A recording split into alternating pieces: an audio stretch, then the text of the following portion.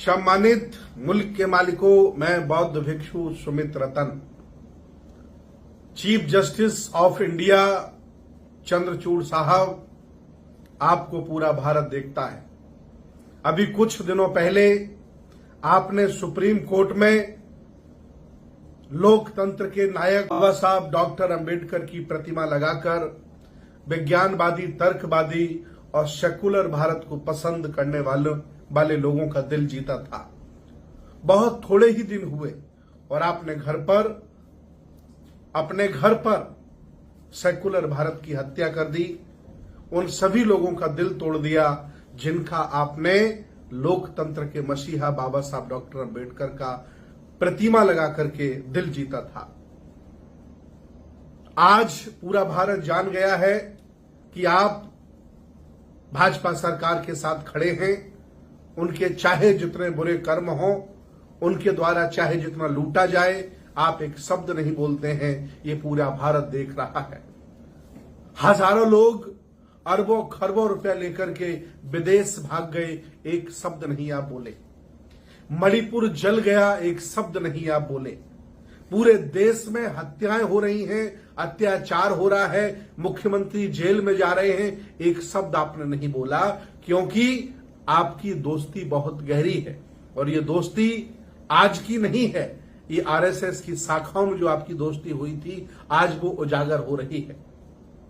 इसीलिए भाजपा सरकार और भाजपा के नेता आदरणीय प्रधानमंत्री जी, आप कभी भी कॉलेजियम के खिलाफ एक शब्द नहीं बोलते हो, चूंकि आपकी मिली भगत है और मिली भगत से पूरे भारत को आप लूटना चाहते हो, तबाह और बर्बाद करना चाहते हो।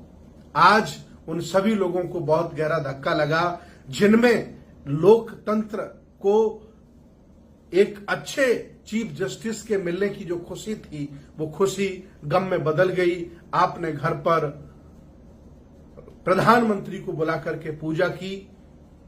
मैं आपको चीफ जस्टिस ऑफ बीजेपी कहूं, चीफ जस्टिस ऑफ आरएसएस कहूं, भारत का मैं तब कहूंगा जब चंद्रचूड़ साहब आप अपने घर पर नानक जयंती मनाइए, बुद्ध जयंती मनाइए, ईद मनाइए, महावीर स्वामी की जयंती मनाइए, ईसा मसीह की जयंती मनाइए, तब मैं आपको चीफ जस्टिस ऑफ इंडिया कहूंगा। नहीं, हम जैसे करोड़ों लोग भारत के आपको chief justice of BJP, chief justice of RSS कहते रहेंगे, क्योंकि पूरा देश देख रहा है आप दोनों लोगों की मिली भगत है और मिली भगत से आप लोग देश को लूट रहे हो।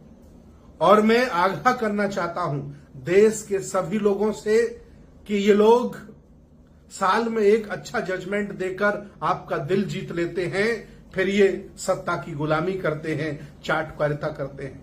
इसके पहले चीफ जस्टिस साहब थे, उन्होंने बिना एविडेंस के आधार पर अयोध्या का निर्णय दिया और राज्यसभा का मेंबर बन गए। चंद्रचूड़ साहब, आप भी रिटायर होने वाले हो, कहीं न कहीं आप भी राज्यसभा के मेंबर बनाए जाओगे, ये मैं आज से ही घोषणा कर रहा हूं और दुनिया के उन सभी लोगों को आगाह कर रहा हूं कि ये देश आपका है, ये देश आपके पुरखों का है, आपने बनाया है, इसे संभालिए।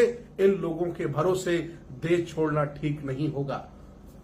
मैंने जो कुछ कहा उस पर चिंतन करिए, मंथन करिए, तब समझ में आएगा कि देश गलत लोगों के हाथों में चला गया है, सिर्फ आपकी नीरसता की वजह से। इसलिए विज्ञानवादी, तर्कवादी, संविधानवादी और सेकुलर भारत को पसंद करने वाले लोगों, आओ हम सब मिलकर अपने भारत की रक्षा करते हैं। धन्यवाद।